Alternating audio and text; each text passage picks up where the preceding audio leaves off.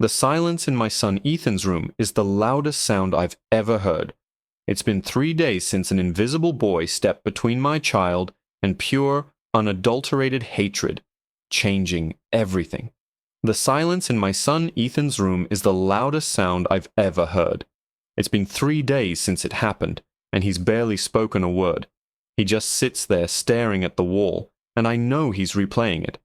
Over and over, just like I am. Every time I close my eyes, I see it. The flash of violence, the sickening thud of fists on flesh, and the boy who stood in the way.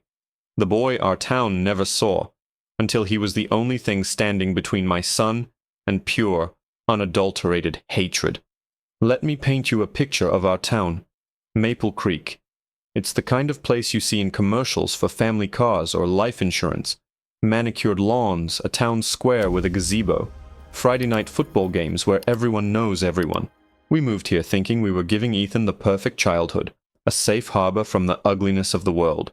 We saw ourselves as a good, progressive community. We had "Hate has no home here" signs on our lawns, right next to the petunias. We were proud. We were fools. Because in our perfect little town, there was an invisible boy. We'd all seen him. A skinny black kid, maybe 16, 17 at most, with eyes that looked way too old for his face. He was usually by the library, reading a book he'd probably been nursing for weeks, or behind the grocery store trying to stay out of the wind. He never asked for anything, never bothered anyone. He was just there, a ghost in our periphery. We'd see him, maybe feel a pang of something, pity, maybe discomfort, and then we'd get in our SUVs and drive past, back to our safe, warm homes. His name, we learned later, is Leo. We didn't know his name then. To us, he was just the homeless kid. And in our perfect little town, there was also a very visible cancer, Rick Brewer and his pack of hyenas. 3 of them, all in their late teens, perpetually sneering, reeking of cheap vape juice and entitlement. They were the sons of good families, which in Maple Creek meant they could get away with anything. Small-time vandalism, casual cruelty to smaller kids. Everyone knew they were trouble, but everyone just sighed and looked the other way. They were a problem for another day. Just boys being boys. That Tuesday I was supposed to pick Ethan up from the park at 5. He'd gone to shoot hoops with his friend, Mike. I was running late, stuck on a conference call that was dragging on forever. I remember feeling a prickle of unease, that weird parent radar going off. I wrapped up the call and was grabbing my keys when my phone buzzed. It was Mike's mom. Her voice was trembling. "David, you need to get to the park now. It's Rick's crew. They have Ethan cornered." The drive was a blur. My heart was a jackhammer against my ribs. I've never driven so fast in my life. I screeched to a halt at the edge of the park and sprinted across the grass, my loafers slipping on the damp turf. And then I saw them, by the bleachers at the far end of the basketball court. Rick and his 2 goons had my son backed up against the chain-link fence. Ethan is 14. He's a good kid, quiet, loves science, wouldn't hurt a fly. And he's mixed race. My wife is black. I'm white. In our little bubble, we thought that was a beautiful thing. To Rick Brewer, it was a target. I was still too far away to do anything but watch in horror. I could hear Rick's voice, a venomous drawl that carried across the field. He was spitting words at Ethan, vile, racist filth that made my blood run cold. He shoved Ethan hard against the fence. My son stumbled, his eyes wide with terror. Rick laughed, a high, cruel sound. "What's wrong?" he sneered, puffing out his chest. "Gonna cry? You don't belong here. Your kind never does." He drew back his fist. Time seemed to slow down. I was screaming, running, but it felt like I was moving through molasses. I knew I wouldn't make it in time. And then, out of nowhere, a shadow detached itself from the side of the bleachers. It was him, the invisible boy, Leo. He moved so quietly, so quickly, that Rick's crew didn't even see him until he was standing right between them and my son. He didn't say a word. He just stood there, a thin, resolute shield. Rick blinked, momentarily confused. "The hell are you?" he spat. Leo just stared back, his expression unreadable. He gave a tiny, almost imperceptible shake of his head. It was a clear, simple message. No. That single act of defiance lit a fuse in Rick. His face twisted into a mask of pure rage. "You want to be a hero," he screamed, his voice cracking. "You want to protect him?" And then he swung. The first blow was a looping right hook. It caught Leo square on the jaw. The sound of it, a sickening, wet crack, echoed across the empty park. Leo staggered, but he didn't fall. He just planted his feet and looked at my son, his eyes saying, "Stay behind me." The second blow was a gut punch. Leo folded over, gasping for air, but he forced himself upright again. The third and fourth came in quick succession, brutal shots to the ribs and the side of his head. Through it all, he never made a sound. He just took it. He absorbed every ounce of hatred that was meant for my child. Rick was screaming now, a primal roar of frustration. He drew his arm back for the fifth time, putting everything he had into it. The punch landed with a horrifying thud right on Leo's temple. His eyes rolled back in his head. His knees buckled. And then he just collapsed. He fell to the asphalt like a puppet with its strings cut, a crumpled heap at my son's feet. And he didn't get back up. The world, which had slowed to a crawl, suddenly snapped back into terrifying speed. My roar must have broken the spell, because Rick and his friends flinched like they'd been tasered. They stared at me, then at the still form on the ground, and the bravado evaporated from their faces, replaced by a pasty, slack-jawed panic. They scrambled, tripping over their own feet as they fled, disappearing back into the manicured perfection of Maple Creek. They left behind the silence, the fallen boy, and my shattered son. My first instinct was pure animal. I grabbed Ethan, pulling him away from the scene, my hands running over his arms, his face, his chest, checking for injuries he might not even feel. He was shaking, a deep, rattling tremor that seemed to come from his soul. His eyes were locked on Leo's body. "Dad," he whispered, his voice a dry rasp. He saved me." I knelt beside Leo. The side of his head was already swelling, a grotesque purple bloom against his dark skin. A thin trickle of blood snaked from his nostril. He was so terribly still. I pressed 2 trembling fingers to his neck, praying, begging for something, and I found it. A pulse, faint, thready, but it was there. I was already dialing 911, my voice a frantic, cracking mess, barking our location into the phone. The 15 minutes it took for the ambulance to arrive felt like a lifetime. I spent it kneeling beside Leo, one hand on his chest as if I could will it to keep rising and falling, the other holding my son, who was now sobbing quietly into my shoulder. The paramedics were efficient, clinical. They cut away Leo's worn t-shirt, strapped him to a backboard, and started an IV. Words I didn't understand flew between them. Unresponsive, GCS of 6, possible TBI. They loaded him into the ambulance, and just like that, he was gone, a nameless hero swallowed by the system. Then the police arrived. It was Officer Miller, a man I'd seen at town picnics, a guy with a perpetually tired face. He surveyed the scene, his notebook already out. "David," he said with a sigh, "looks like the boys had quite a tussle." A tussle. The word was so inadequate, so insulting, it felt like a slap. That was not a tussle, Frank. That was a hate crime. Rick Brewer and his friends were beating my son because he's black. And that boy, I pointed to the spot on the asphalt where Leo had lain. That boy saved his life. He took the beating for him. I told him everything. The slurs, the threats, the 5 brutal punches. Miller wrote it all down, his expression never changing. He seemed more concerned with the paperwork than the atrocity that had just occurred on his watch. He promised he'd look into it and have a chat with the Brewer boy. My wife Sarah met us at the hospital. The look on her face when she saw Ethan's tear-streaked face and my own trembling hands will haunt me forever. While a nurse checked Ethan for a concussion, I went to the front desk and asked about the boy who had been brought in from the park. The nurse looked at her screen. "John Doe. He's in ICU, stable but unconscious. Severe concussion, 2 broken ribs, and extensive soft tissue damage. Are you family?" The question hung in the air. "No," I said, the word tasting like ash. "I'm not." I was just a man whose son he had saved. And in that moment, I felt a profound, crushing responsibility. This boy, Leo, had no one. He'd stepped out of the shadows to protect my child, and now he was alone, lying in a hospital bed, a nameless file in a computer. We found out later he had nothing on him. No wallet, no phone. Just a dog-eared paperback copy of To Kill a Mockingbird tucked into the back of his jeans. For the next 2 days, our house was a mausoleum. Ethan wouldn't leave his room. Sarah and I spoke in hushed whispers, orbiting each other in a daze of fear and rage. I called the hospital every few hours. The answer was always the same. No change. Still unconscious. I called the police station for an update on Rick Brewer. Miller was always in a meeting. The silence from the town was just as deafening. The story was spreading, of course.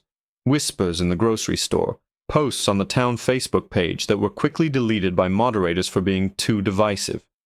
Our hate has no home here signs fluttered on the lawns, a monument to our own hypocrisy. On the third evening, my phone finally rang. It was Officer Miller. "David," he said, and there was a new tone in his voice, something that sounded almost like pity. "I have an update on the Brewer case." I held my breath, waiting for the words arrested, charged, justice, but they never came. "Look," Miller sighed, a long, weary sound. "Rick's father got involved. He's a powerful lawyer. He's claiming it was a mutual fight that got out of hand. Typical teenage stuff. Since your son wasn't physically struck and the other boy, well, since John Doe is unable to give a statement." He trailed off. My blood ran cold. "What are you saying, Frank?" I asked, my voice dangerously quiet. There was a pause on the other end of the line. Then the words that would ignite our entire town. "We've released Rick and the other two to their parents' custody. For now, we're just writing it up as a juvenile altercation." My hand tightened on the phone until my knuckles were white. "A juvenile altercation?" I repeated the words, tasting each one like poison. "Frank, you saw the kid. You saw what they did to him. He's lying in a coma, and you're calling it a juvenile altercation." I was pacing my kitchen, a caged animal. Sarah was watching me, her arms wrapped around herself, her face a mask of disbelief. "My hands are tied, David," Miller said, his voice flat and bureaucratic. "Brewer's lawyer is spinning a story. He says the homeless kid instigated it, that he was aggressive. Without a statement from him, and with your son being the only other witness, it's their word against a traumatized 14-year-old's. The DA won't touch it." I hung up. I didn't slam the phone down. I placed it gently on the counter, the quiet click echoing the finality of it all. They were going to get away with it. In our perfect little town, a boy could be beaten half to death for the color of his skin, and the perpetrators would get a talking to from their lawyer daddies. The rage that had been simmering inside me for 3 days erupted. It was a clean, pure fury. The "hate has no home here" sign on my own lawn suddenly seemed like the most obscene thing I had ever seen. I stormed out the front door, ripped it out of the ground, and snapped the flimsy metal stake over my knee. That night something in me broke, or maybe it was fixed. The polite, conflict-averse suburban dad was gone. In his place was someone I barely recognized. I sat down at my computer and started to type. I didn't write to the police or the town council. I wrote to the world. I posted on my own Facebook page, a page usually reserved for vacation photos and pictures of Ethan's science fair projects. I told the story. I didn't hold back. I named Rick Brewer. I named his friends. I described every punch, every slur. I described the boy, Leo, lying broken on the asphalt. I described the indifferent police officer and the lawyer who was twisting the truth into a pretzel to protect his monstrous son. I wrote about the silence of our town, the complicity of our niceness. I ended it with a picture I'd taken on my phone while waiting for the ambulance. A blurry shot of Leo's still form on the ground, a single discarded basketball lying near his head. And then I hit post. I expected a few sympathetic comments, maybe some angry emojis from friends. I did not expect what happened next. It started as a trickle, then became a flood. My post was shared. Once, then a dozen times, then hundreds, then thousands. It leapt out of Maple Creek and spread like wildfire. People from neighboring towns, from across the state, from all over the country started commenting. This is not a juvenile altercation. Justice for Leo. Maple Creek has a hate problem. By morning, the local news affiliates had called, then the national ones. The town's reaction was immediate and polarized. The Brewers and their allies circled the wagons, their online defenders calling me a liar, an exaggerator, someone trying to ruin the lives of good kids over a simple misunderstanding.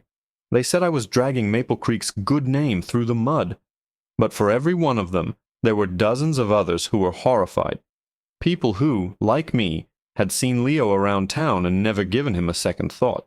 Their guilt was palpable. "I saw him at the library," one woman wrote. "He was always so polite. I should have done something. I should have offered him a meal." The hate has no home. Here signs started coming down, replaced by homemade signs that said, "Justice for Leo." A GoFundMe was started for his medical bills, and it exploded. Within 24 hours, it had passed $100,000. People were donating $5, $10, $100 at a time. Each donation a small vote against the injustice. Sarah and I became the reluctant spokespeople for a movement we never intended to start. Our lawn became a staging ground for news vans. But in the hospital, there was still no change. Leo remained in his coma, a silent symbol at the eye of the hurricane. We visited every day. Sarah would read to him from the copy of To Kill a Mockingbird we found in his pocket, her voice soft and steady. I would just sit there, telling him what was happening on the outside, telling him that people cared, that he wasn't invisible anymore.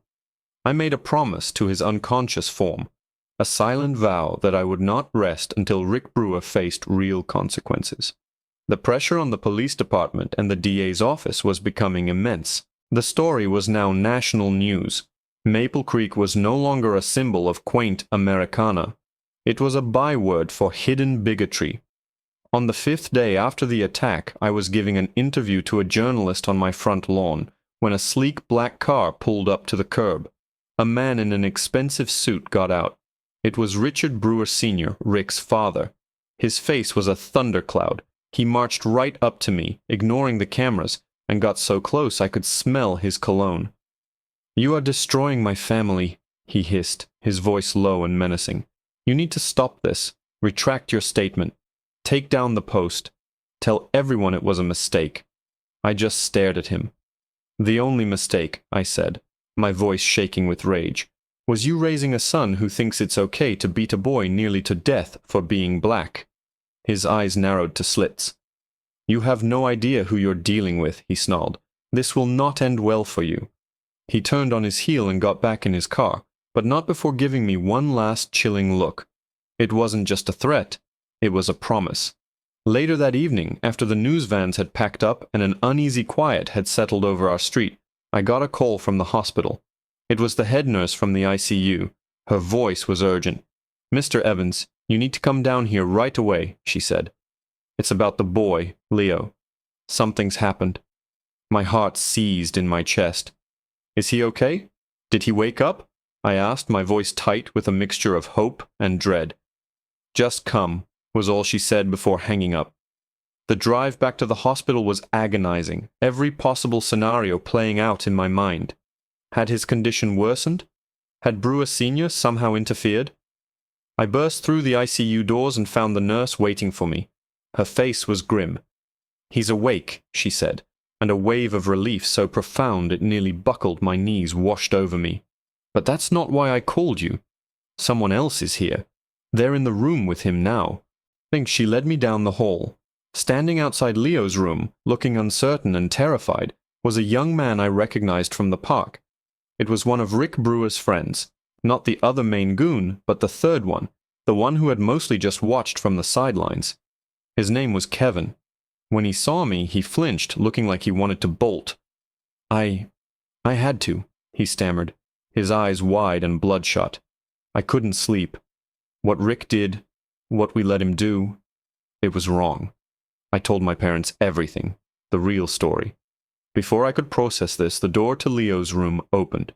A police officer stepped out, followed by a woman in a sharp suit who introduced herself as a prosecutor from the DA's office. It wasn't just Officer Miller anymore. The big guns had arrived. The prosecutor looked at me, then at the trembling boy beside me. Mr. Evans, she said, her voice crisp and professional, thanks to your post, and now a corroborating witness, we have everything we need. Warrants are being issued for Richard Brewer and his friend as we speak. We're pursuing felony assault and hate crime charges. It was happening. Justice, real justice, was finally in motion. The dam of indifference had broken. I stepped into Leo's room. He was sitting up, propped against a stack of pillows. He looked frail, the bruising on his face a stark reminder of what he'd endured. But his eyes were open. And they were clear. They found mine across the room. My son, Ethan, was already by his bedside. He'd come with Sarah as soon as we heard. He was holding Leo's hand, his head bowed. I heard him whisper, "Thank you. You saved me." A ghost of a smile touched Leo's lips. His voice, when he spoke, was raspy and quiet. "It was the right thing to do," he said simply. There was no grandiosity, no self-pity. Just a simple statement of fact from a boy with a moral compass stronger than our entire town's. Over the next few days, the full story of Leo came out. He was 17. He'd been in the foster care system until he aged out 6 months ago with nowhere to go. He'd been living on the streets, surviving day to day, finding solace in the public library. He wasn't a ghost. He was a child our system had failed. The GoFundMe, now nearing $500,000, became his future. Social workers got involved, ensuring the money would be managed for his education and housing. Offers poured in, scholarships, jobs. A local family even offered to take him in. He wasn't invisible anymore. He was the hero of Maple Creek. The legal battle was swift and decisive. With Kevin's testimony and the national spotlight shining on our town, the Brewers' attempts to bully their way out of trouble crumbled. Rick and his main accomplice were tried as adults due to the severity of the hate crime charges. They were found guilty. Seeing them in court, stripped of their arrogance, they just looked like what they were. Scared, pathetic boys who had been poisoned by a hatred they weren't strong enough to question. Richard Brewer Sr. faced his own reckoning, with the state bar launching an investigation into his attempts to intimidate witnesses and obstruct justice. But the real change happened outside the courtroom. The soul-searching in Maple Creek was painful but necessary. The hate has no home. Here signs didn't go back up. Instead, people started talking to each other. A community task force on diversity and inclusion was formed, not by the town council, but by the citizens themselves. We started looking at the systems that allowed a boy like Leo to be invisible and boys like Rick to feel invincible. The town's perfect facade had been shattered, and what we were building in its place felt more honest, more real.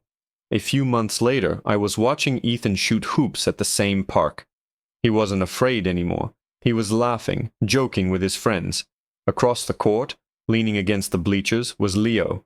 He was staying with a wonderful foster family and was enrolled in his senior year of high school, acing his classes. He was still quiet, still thoughtful, but the old, haunted look in his eyes was gone. He was starting to look like a kid. He caught my eye and gave me a small nod. A real smile this time. In that moment, I knew we had done more than just get justice. We had started to heal. Leo saved my son from 5 brutal blows. But in doing so, he took a blow for our whole community, forcing us to wake up and face the ugliness we had tried so hard to ignore.